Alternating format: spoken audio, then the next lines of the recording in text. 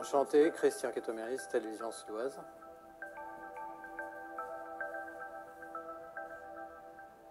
Monsieur le Président, votre photo est en couverture du magazine Time avec le texte « Le nouveau leader de l'Europe ». Est-ce que c'est votre ambition de devenir ce leader de l'Europe? Je crois que l'Europe ne peut pas fonctionner avec un leader. Je dis souvent, l'Union européenne a une caractéristique unique, c'est que c'est un modèle de coopération sans hégémonie. Donc il ne faut pas chercher à être le leader de l'Europe. Par contre, je souhaite être le président de la République française qui la réforme, qui la rend plus forte sur le plan économique, plus juste, mais qui lui permet de porter sa voix, ses valeurs, ses propositions pour l'Europe et d'essayer, sur ce à quoi je crois, d'entraîner les autres. Alors, justement, venons-en à vos propositions. Vous désirez constituer un groupe fondateur de l'Europe, donc une espèce de peloton de tête, peut-être avec la France, l'Allemagne, entre autres, qui pousserait vers plus d'Europe, plus de collaboration européenne. Est-ce que vous voyez la Suède comme un membre naturel de ce genre de groupe? Personne n'est un membre naturel ou un membre exclu d'avance. Je pense que c'est une coalition de bonne volonté et d'ambition qu'il faut faire. Et on se trompe si on dit on est forcément à 27 pour tout faire, on est forcément à 19 au sein de la zone euro ou à quelques-uns pour d'autres coopérations renforcées. Ça n'est pas vrai parce que tant qu'on fait ça, on ne propose plus rien. Depuis qu'on est dans cette règle, en disant il suffit qu'il y en ait un qui bloque les autres, on n'avance plus, il n'y a plus d'ambition. L'Europe n'a marché qu'à coup d'avant-garde. C'est toute l'histoire de l'Union européenne. C'est quelques pays qui se mettent d'accord, qui avancent, et ils arrivent à convaincre les autres. Donc moi, ma proposition, c'est de dire notre Europe doit être refondée. Parce que l'Union européenne vit une crise, qui est une crise de croissance, mais qui suppose de changer ses règles en profondeur. Crise de solidarité, dont j'ai souvent parlé. Vous avez vécu la crise des migrants. Vous avez vu le peu de solidarité au sein de l'Europe. D'autres pays ont vécu la crise financière. Ils ont vu le peu de solidarité financière dans l'Europe. Tous ceux qui sont au chômage voient le peu de solidarité qu'il y a en Europe sur ces sujets.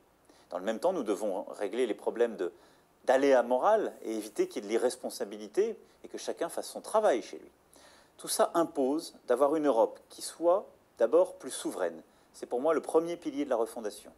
Ça veut dire qu'elle puisse se défendre ensemble, traiter des migrations ensemble, avoir une approche commune de l'environnement et de l'énergie, du numérique, avoir une approche commune sur le plan monétaire, économique et financier, et réussissent à régler ensemble les défis de la souveraineté. Alors, il y a quand même des populations, notamment en Suède, qui ont une espèce de scepticisme. Ils ont peur d'une tutelle européenne. Ils diraient peut-être plutôt moins d'Europe que plus que vous proposez, en tout cas sur certains domaines. Que diriez-vous à ces populations-là? Mais je pense qu'il y a en Europe un scepticisme qui s'est installé parce qu'on ne propose plus rien et parce que l'Europe n'est pas assez pragmatique. Quand l'Europe, elle apporte Erasmus, quand l'Europe, elle apporte des solutions aux citoyens, ils l'aiment. Quand l'Europe crée de la complexité, des règles, de la bureaucratie, ils n'en peuvent plus. Donc moi, je leur dis, je suis favorable à ce que l'Europe à 28 soit une Europe qu'on simplifie, où on retrouve le sens de la subsidiarité, où il y ait beaucoup moins de bureaucratie, de textes produits. Il y a trop de textes, trop de normes nouvelles. Et donc, simplifier les choses comme on a essayé de le faire avant le Brexit, dans ce débat qu'il y a eu entre Européens. Et je souhaite qu'on ait une Europe qui soit une Europe de marché unique et une Europe de valeurs communes, avec plus de subsidiarité et moins de bureaucratie. Et ça, pour ceux qui ont ce doute, vous l'aimerez. Par contre, il faut être intraitable sur nos valeurs communes. Moi, je n'accepte pas une Europe qui proteste insuffisamment lorsque des États membres ne respectent pas ces règles et les valeurs qui sont les nôtres, le respect de l'État de droit, de l'indépendance, de la justice. Et ensuite, si vous voulez être plus intégré, vous rentrez dans un premier cercle concentrique. Si vous êtes prêt à vous mettre ensemble sur la défense, protéger les migrations, vous mettre dans une même aventure sur l'énergie. Et c'est pour ça que je crois à une Europe des cercles concentriques. Elle existe déjà. Quand vous avez Schengen, quand vous avez la zone euro, quand vous avez la coopération renforcée sur la défense, vous créez une Europe des cercles concentriques. Et donc je dis, chaque pays doit faire son examen de conscience. Si vous voulez une Europe plus simple, j'y suis d'accord, ça doit être l'Europe des 27 de demain. Et puis, en fonction de ce que vous êtes prêt à faire, ayons des cercles concentriques avec une avant-garde qui soit la plus intégrée possible.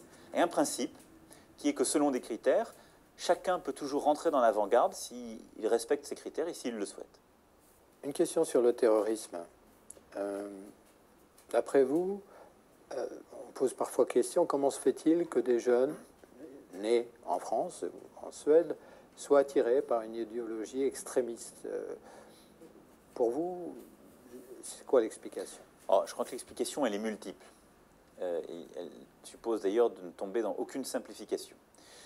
La première explication, c'est qu'il y a au sein de l'islam l'émergence d'une radicalisation politico-terroriste qui est là. Et cela, c'est le fruit d'une crise au sein de l'islam qui se mêle avec des sujets géopolitiques qui, dans la zone de la péninsule arabique et le Proche et Moyen-Orient, ont profondément, depuis une quinzaine d'années. Ensuite, ces messages de haine se développent sur Internet. Et donc, comment ils touchent notre population? Parce qu'ils se propagent sur Internet par une vraie propagande. Et donc là, nous devons réagir en éradiquant cette propagande et en ayant une politique beaucoup plus dure à l'égard des opérateurs, en leur demandant de responsabilité ou en les sanctionnant quand ils ne retirent pas dans les meilleurs délais ces messages. Enfin, il y a quelque chose qui ne fonctionne pas dans nos sociétés pour que des jeunes qui sont nés chez nous, qui ont grandi chez nous, soient fascinés par ces messages. Et là, vous avez tout le problème des sociétés occidentales. C'est une crise économique et sociale qui a réduit la mobilité, les perspectives dans la société pour des plus jeunes. Il est rare de voir des jeunes venant de familles aisées, où tout va bien, qui se radicalisent. Quand je parle des crises de nos sociétés, je finirai là-dessus, je pense aussi qu'il y a une crise de l'imaginaire occidental. Des jeunes, parce qu'il y a toutes les conditions que j'évoquais, sont parfois fascinés par ces terroristes islamistes parce que notre société ne lui propose plus un projet plus grand que lui-même. Et la crise, pour moi, de l'imaginaire occidental, c'est de ne plus avoir assez d'ambition, d'avoir des projets fous, des projets beaux. Et ce n'est pas du tout naïf de dire ça. C'est le cœur même de la politique. C'est pour ça que je mets tant d'importance et d'énergie dans le projet européen. Et quand je vois ce que ça suscite dans toute notre jeunesse, c'est essentiel. Nos jeunes comme nos moins jeunes, ils ont besoin de rêver. On doit avoir des projets qui sont plus grands que nous, avec des héros dans le sport, dans les arts, dans la vie politique, dans la société, dans l'associatif, dans l'entrepreneuriat, qui sont des exemples pour nos jeunes. Si on reste une société, des sociétés qui ont des ambitions au rabais, qui n'osent plus avoir de grands projets, qui sont dans la lassitude en quelque sorte, ou l'ajustement, il ne faut pas s'étonner que nos jeunes se tourneront vers des idéologies qui sont parfois les pires, mais parce qu'elles sont plus grandes qu'eux-mêmes. Et donc je crois qu'il y a une crise de l'imaginaire européen. Je crois que l'un de nos défis, je dirais occidental, l'un de nos défis, c'est aussi de savoir y répondre en étant ambitieux, en faisant rêver, pas pour leur mentir, mais parce que les hommes ont besoin de rêve.